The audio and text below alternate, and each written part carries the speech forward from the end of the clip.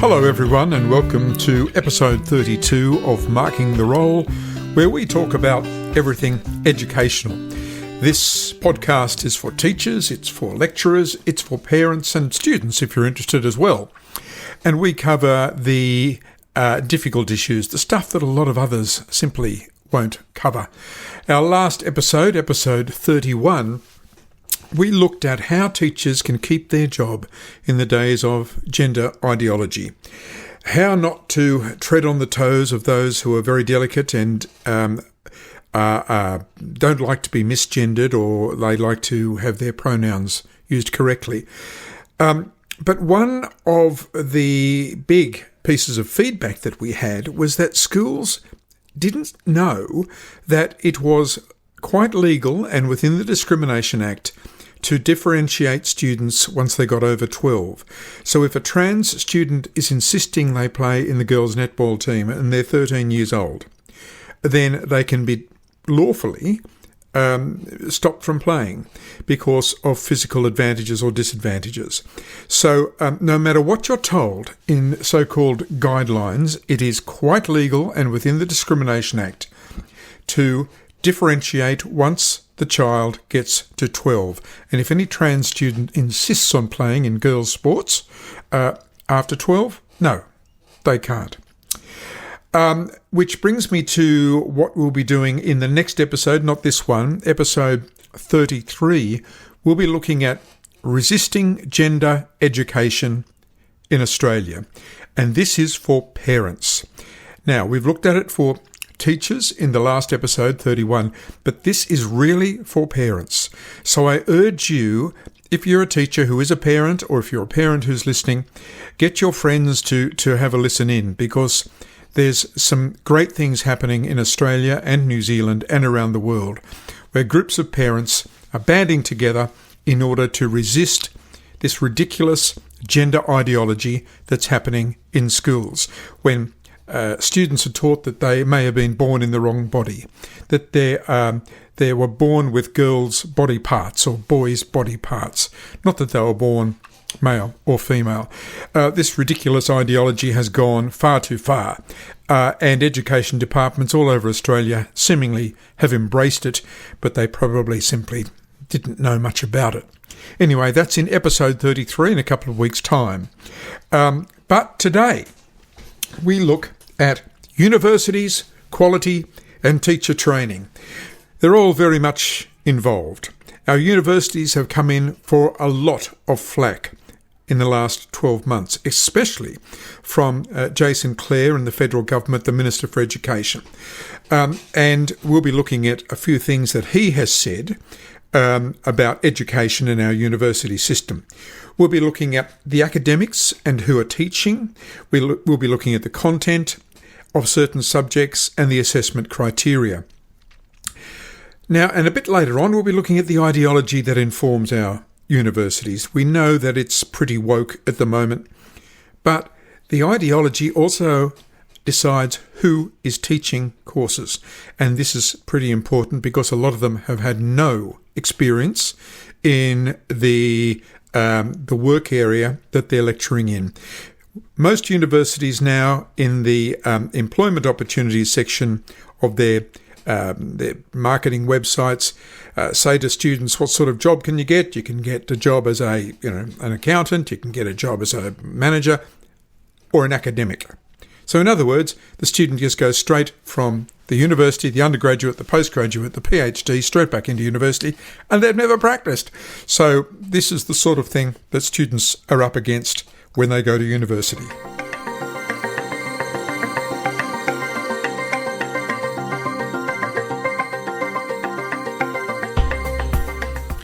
Now, I have over 20 years' experience in the university sector as a lecturer, and I've fairly recently left it because I could not stand the approach to assessment from academia. Students are no longer rated a lot of the time. It's simply a pass-fail basis, so they don't get to show their merit.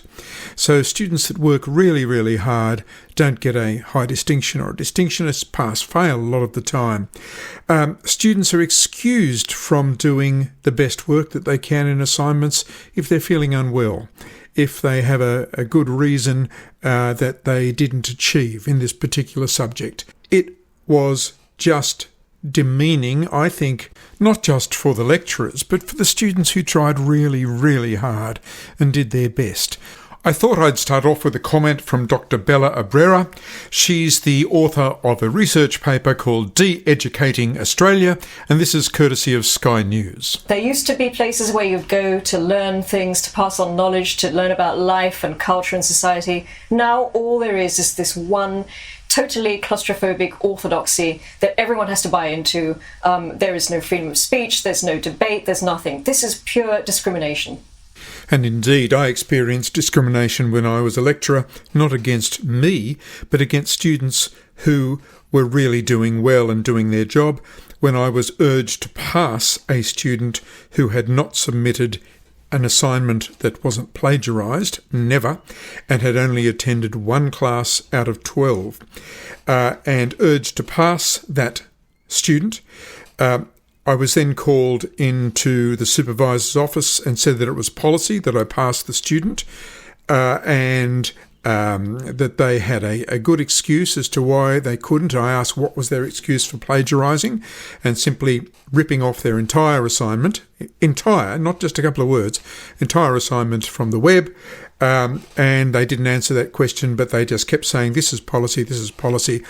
But what they didn't realise that I'd resigned the day before. So I said, I'm sorry, I'm no longer an employee here now. So they had to work it out. And I'm not sure, but I have a feeling that student is out there in the workforce after getting their degree, and they certainly didn't deserve it. Now, Jason Clare, the Federal Minister for Education, has put forward 5 points in this interim study in order to revolutionise universities. There's going to be more. Of course, this is just the interim. I like Jason Clare. I think he's a straight shooter. I actually think he should be a better Prime Minister, or would be a better Prime Minister than Albo. Him and I have got a few things in common. We were the first in the family to go to university, the first in the family to get even to Year 10, and we're both from working class families in the western suburbs. But I think he's a little bit deluded in a couple of the points. Let's hear what he had to say. The first is to create more regional university hubs and establish a similar model for the outer suburbs of our cities. The evidence is that where these hubs are, university participation goes up. So does retention. There are currently 34 of these around the country. We'll double them. 20 more for the regions, and 14 in the outer suburbs where the percentage of residents with a uni qualification is low. Now, that's the first of the interim recommendations, and it sounds a pretty good move. A lot of the regional universities aren't as impacted by the latte-sipping woke culture that the inner city universities are impacted by. They have a broader view. And from students that I've spoken to, they love going to the regional universities and regional hubs. So that's probably a good thing. The second is to abolish the 50% pass rule. The former government introduced a rule that if you had attempted at least 8 study units and failed more than half, that you were not eligible for further Commonwealth support for that course. At Western Sydney University this year, it has already led to 1,350 students being forced to quit, most of them from poorer backgrounds. More than 13,000 students at 27 universities have already been hit by this. Instead of forcing them to quit, we should be helping them to pass. Oh, Jason, here we go. We're really focused on inclusion, not on merit again. 13,000 students have been affected, he says, and they couldn't go on to their university course because they didn't get to the 50% mark. Well, I'm sorry, if students get 80% or 85%, they get a distinction or a high distinction, and they can be employed on their merit. If they get 30 or 40%, they don't understand the content, and they're probably not suited to do the course. Instead of finding ways to help these students get through, we should be finding jobs that they are more suited for. Not every student is suited for university. Not every student really wants to go to university. And this idea that every student has to go to year 12 and every student has to go to university is absolute rubbish. Teachers out there know that some students simply aren't going to be suitable for it. And with the reputation of Australia's universities at the moment, who would want to go? The third is to ensure all Indigenous students are eligible for a funded place at university if they are qualified for admission to the course. At the moment, this only applies to Indigenous students who live in regional Australia. It applies if you live in Townsville, but not in Logan. If you live in Armidale, but not in Mount Druitt. If you live in Port Hedland, but not in Perth. Now it'll apply to all. And doing this could double the number of Indigenous students at university in a decade. Now, that sort of policy would be fine if students from university were employed on merit, but they're not. Students from university are employed under diversity recruitment practices, where it's not necessarily what you've done and how good you are, but it's who you are. I worry that if the 50% pass rate is dumped and we've got a massive number of Indigenous students who are continuing on university when getting less than 50% gradings in their subjects, and they'll be employed on diversity recruitment practices, what is going to happen to excellence in the workforce in Australian society? The fourth is to extend the higher education contribution guarantee for another 2 years to provide funding certainty to universities as the accord process rolls out. As part of this, universities will be required to invest any remaining funding from their grant each year on things like enabling courses and extra academic and learning support for students from poor backgrounds, from the regions and other underrepresented groups. Now, what do you mean, Jason, other underrepresented groups? That needs a little bit of explaining. HECS is hated by students. They come out after their degree. And I know the guy next door to me actually still owes $32,000 on his teaching degree. And this is at a time when universities are making a lot of money. When vice-chancellors are being paid a lot. I guess with the amount of socialism in universities and socialist clubs, maybe they should exercise some socialist practices and limit lecturing fees or lecturing salaries to a certain amount. Vice-chancellors, maybe $100,000, lecturers $80,000. Maybe everyone should be on the same. Or perhaps free university education for everyone. Now there's a thought. I'm unsure whether HECS should be continued. And finally, working with the states and territories to improve university governance. This includes university governing bodies having more people with expertise in the business of universities and a focus on student and staff safety and making sure universities are good employers.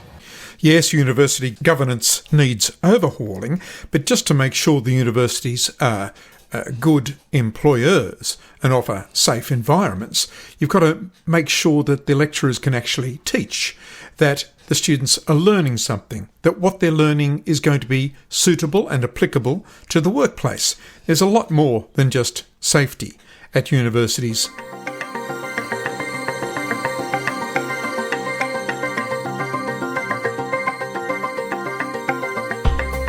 Now, there's one researcher, Glenn Fahey from the Centre for Independent Studies, has a different view to Clare about the sub 50% rule and thinks there should be certainly a more stringent evaluation, especially of teachers. His most recent publication is called Failing to Teach the Teacher, an analysis of mathematics initial teacher education. And I'll be talking to him in season 7, but these are his words, and I've put them into an AI voice, of what he says about more stringent assessment at the end of every course, especially teacher education. It's one thing to change teaching degree course content, but to guarantee that translates to improved practice, teachers should be examined on the content of their degrees, the science of learning and how children's brains learn. Ultimately, the goal of teacher training is that graduates are ready for the classroom. But we don't assess this in a consistent and reliable way. And shouldn't all university courses have more stringent evaluation at the end, not just teacher education? The problem is that when you don't have levels of achievement, therefore it's harder to employ on merit, isn't it? It leaves you to fall back on diversity recruitment practice and what a person is, not what they can do. So if you don't have a record of what you can do, then diversity will trump. That is one of the worries behind only evaluating students on a pass-fail basis. So what exactly are students at university being taught? Not just in teaching, but in many of the degrees. Well, here's a subject 54002 from the University of Technology, Sydney. The subject's called Communicating Difference. Teachers can do it in their second or third year. Journalists can do it, and there's probably more subject areas or course areas that can do it. Have a listen to this. This subject brings together a range of disciplines within communications to examine cultural difference, social identity, frameworks for promoting diversity, and contemporary community formation. In particular, case studies from contemporary Australian society are used to explore themes of racialisation, multiculturalism, gender, sexuality, and class-based inequalities, with a particular focus on Indigenous Australian and settler colonial identities. Now, some of that may seem okay, but there's other aspects that just have that familiar smell of activism. Case studies are drawn from a variety of cultural sites that engage with diversity and difference, from popular culture, such as film and television, to institutional diversity policies, and social activism. Oh, there it is. It had to be there somewhere. So students taking this subject, and that comes into the teaching degree, journalism degree, no doubt other degrees, are being indoctrinated on how to be an activist in Western society. Very interesting. This includes an opportunity to examine Sydney-based initiatives that seek to address marginalisation, promote activism, encourage community participation, or extract commercial value from diversity. The subject also familiarises students with relevant theories and concepts, critical media studies, critical race and feminist theory, cultural geography, critical diversity studies, and organisational studies. And there we go, activism again, and critical race theory, and no doubt gender theory. The Department of Education states clearly that critical race theory is not being taught in schools, but teachers going on to teach in schools, doing teacher training, are being taught about this. That is a concern. And here's another subject outline from Macquarie University, ETST 3000 from Macquarie Uni. It requires students to analyse how they will teach about cultures in K6 classrooms, including Aboriginal and Torres Strait Islander histories and cultures, and Australia's engagement with Asia, without perpetuating the current stereotypes and generalisations. Now that's a teacher training subject, and perhaps he actually means not perpetuating current facts, because if you look at the New South Wales draft history document, and I'll look at the K6 document first, and I did a keyword analysis of that document. Aboriginal or Indigenous is mentioned 159 times. English, twice. Captain Phillip, 3 times. Captain Cook, 1 time. And gender, 1 time. I don't quite know what that has to do with history, but gender 1 time. Now, if I look at the year 7 to 10 draft syllabus for history for New South Wales, Aboriginal or Indigenous is 140 times, gender 4 times, English 1 time, Irish 1 time, Captain Phillip 0, Cook 0. So you can see what sort of angle history is taking in Australian schools.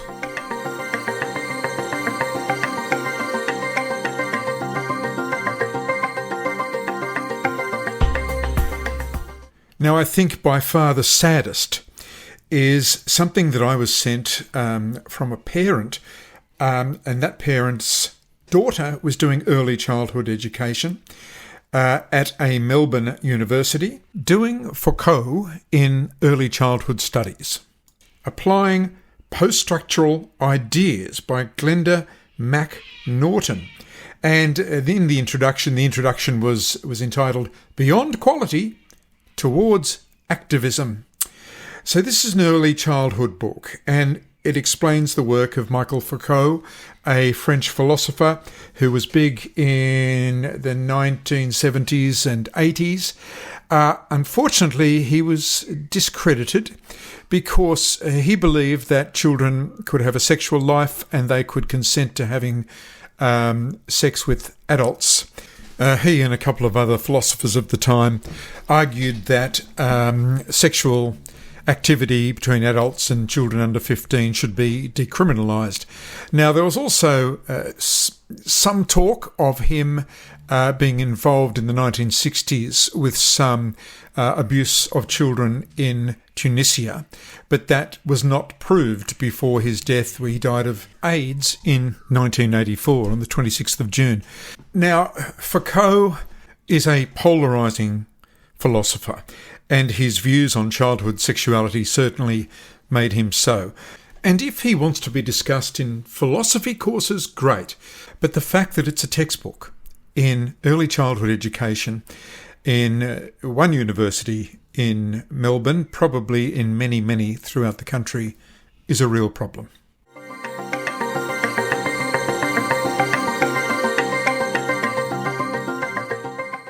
Marking the Role is supported entirely by subscribers and donors who get 2 non-public podcasts per year and the chance to ask questions of our guests. The cost is $35 per year, yet if 2 people join via Substack, there's a 30% discount. Just select the group subscription option when you go to the Marking the Role Substack page for you both to subscribe for $22. Thanks for listening, and just search for Marking the Role on Substack. Now, if this sort of philosophical theory is being taught in teacher education courses, and no doubt in other courses in universities around the country, what do more mature age students who go back and do a master's think about it? I asked Christy, a teacher from the Illawarra region, if she found her course learning valuable, or if she learnt most of what she knew on the job. I've definitely learnt probably all of it on the job. Even in my master's, which I did thinking I'm off having children, I'll do it while I've got the time. And I did want to go into special education. And in the second year of my master's, I was fortunate enough to pick up a couple of days at the Aspect School in the Illawarra. And it just really highlighted how little what I was actually doing in the university degree prepared me for that role. If it didn't prepare you for the role, what was in the course actually? It was very theoretical based, which I was very surprised with, especially one of the subjects I was really looking forward to. It was behaviour management. The person running it actually worked at one of the juvenile detention centres up in the southwest Sydney region. So I thought, this is going to be brilliant. There'll be lots of practical, I think, knowledge imparted on how you can deal with these kids. And it was just, the first assignment was look at this theorist. The second assignment was further exploring that theorist and their points of view. And that's sort of how the assignments were. And I just thought, I'm not going to be standing in a classroom with a child who is going through something and thinking about a theorist's views on what's happening. I want practical, knowledge on how I can de-escalate the situation and, help that child get to where they need to be, or what are the strategies I can use to, move other kids out or support the other children. There were so many things that were missed in that opportunity that when I was actually on the job, I thought, this is far more practical and real than what I'm learning and paying a lot of money for. You know, they're not a cheap degree to do. And I thought that it's just really disappointing that it just seems that university is so far removed from what teachers are experiencing in a day-to-day classroom. Okay, so if the courses aren't equipping teachers, they're probably not equipping engineers, they're not equipping many students for the careers that they want. I asked Jeff Barnes, a man who's been a lecturer in a Sydney university for a long period of time. His voice has been changed to protect him, and Jeff Barnes is not his real name. And I first asked him what the major problem was in universities. I think the really serious one is that education's become a commodity, and the education part of what goes on seems to be secondary to the business, and it's very much about money.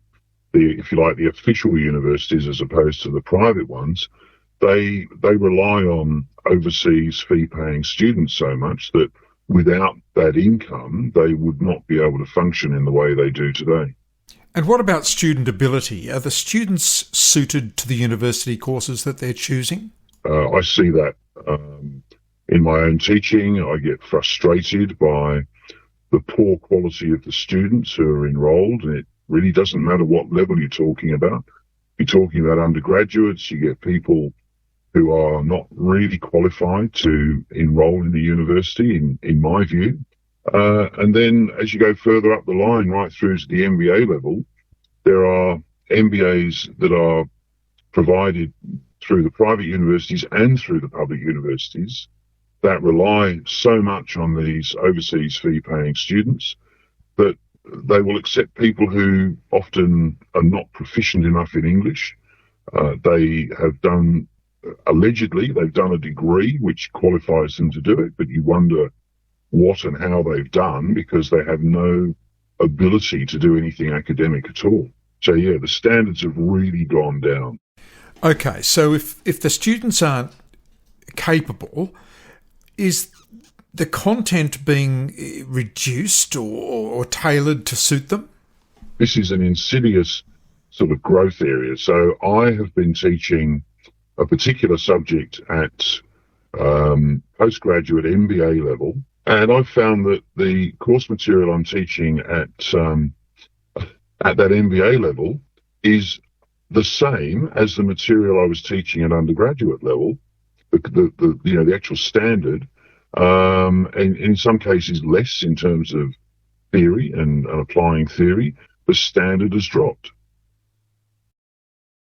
So are you seeing that there's too many going into higher education, whether perhaps they'd be better off going into a TAFE course or doing an apprenticeship, something like that, because they're just not suited? But if you enrol in higher education, at any level, higher education, then you've done so theoretically with the knowledge that you are going to be tested as a human being to learn and understand, analyse, and then project new ideas through that study. If you're incapable of doing that, you're not suitable for a university environment. Now, I finally asked Jeff Barnes about the state of lecturing. And this is not going to sit well with some of the lecturers that are listening. But it wasn't a very positive comment towards them. You've got someone who is automatically able to be employed as a lecturer / facilitator in an undergraduate course because they've got a PhD, or even in fact in a postgraduate course. They don't necessarily have the skills to impart any knowledge at all, and quite a few of them, they couldn't teach a dog to sit up, basically. They're researchers? They're researchers, yeah. And that's the problem. So if the general question there, has the quality of academic staff gone down? Yes, it has, in terms of actually being able to impart knowledge and encourage learning among students. Okay, so it seems like the wonderful days of higher education where you had lecturers and even tutors who inspired you to do your very, very best in your study, those days have gone. That was Jeff Barnes, not his real name. That's not really how he sounds. And it does paint quite a dire picture, doesn't it? But perhaps our entire philosophy is wrong in trying to persuade everyone to go to university when there are certain students who are just not going to be suited to the university environment. Maybe we should be looking at that. We should also be looking at not lowering expectations, keeping the expectations high. That's the way to make for a smart country. We could also stop students who just go on and do their PhD from going directly into academia. Make sure that every lecturer has experience in the subject that they're teaching. Otherwise, you just get people with a head full of theory and they give that to the student, and the student comes out not knowing what they thought they would know, and everyone is disappointed. So perhaps it's our general way of doing higher education that is the problem.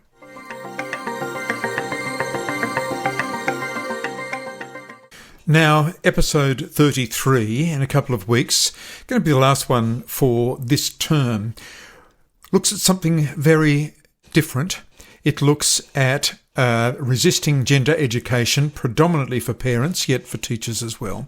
There's a great deal of dissatisfaction from parents because many parents are feeling that their right to educate their child on issues of sexuality, of morality, is being taken over by teachers, and not necessarily their classroom teachers, but by third-party providers that come into a school who aren't teachers and who can preach some very extreme perspectives. So there is a movement globally to resist gender education in the classroom. So we're going to be looking at that. And it just so happens that the 14th of September is a day called Unteach the Overreach. It's an international day where parents are asked to keep their students at home in protest about gender ideology in schools. Now, New Zealand has been a leader in this, but this is an international day, Unteach the Overreach. Now, it's going to be very difficult for many parents to keep their child at home because they have to go to work, of course. So in our next episode, we'll be looking at what you can do to help stop this intrusion of gender ideology into Australian schools. Now, my name's Phil Dye. I'm going to leave you with something that's a few years old now. It's a song. And this song came to me when I was at Macquarie University one time, and I passed by the queer safe room, and I thought, that's a strange room because I've never ever seen anybody in it. And it implies that everywhere else on the university is unsafe, where indeed it's not. And I guess some people will be upset about this song, so I better give a trigger warning. See you in 2 weeks. I'm woke, I'm a wokey bloke. I'm a wacky, never jokey, safe space kind of bloke. I take offence at anything not equal and correct. I'm a wokey, righteous, hokey kind of bloke. I go to university, I am so very smart. Identify as a dog, to pass my tests I bark. I'm outraged every minute and I love diversity, but I'll cancel any person who does not agree with me. I'm a wokey bloke. I'm a wacky, never jokey, safe space kind of bloke. I take offence at anything not equal and correct. I'm a wokey, righteous, hokey kind of bloke. I've had a pretty easy life, I've often broken rules. I'm guilty of white privilege, I went to the best schools. I go to all the protests, some I don't know what they're for, as long as J.K. Rowling and the boomers are no more. I'm a wokey bloke. I'm a wacky, never jokey, safe space kind of bloke.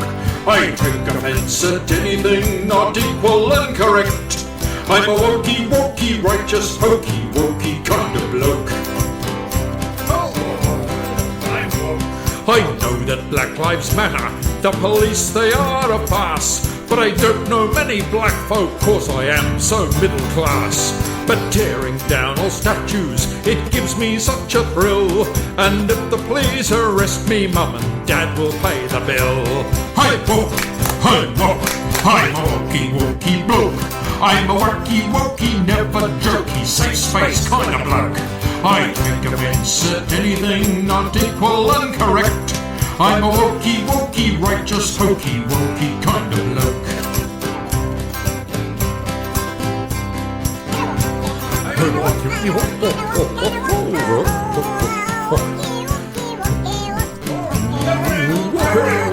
wokey, very, very wokey.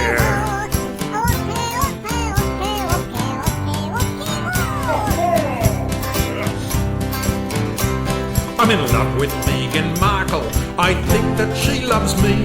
The truth is not important, cause I feel so intensely. I'm feminist, transpositive, I'd like to be called Sue, and if you don't agree with me, I'll have to cancel you. I'm a wokey-wokey bloke. I'm a worky-wokey, never jerky, safe space kind of bloke. I take offence at anything not equal and correct. I'm a wokey-wokey, righteous, hokey-wokey kind of bloke.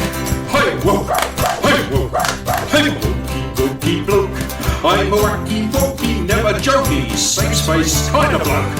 I take offence at anything not equal and correct. I'm a wokey-wokey, righteous, hokey-wokey kind of bloke. Oh yes!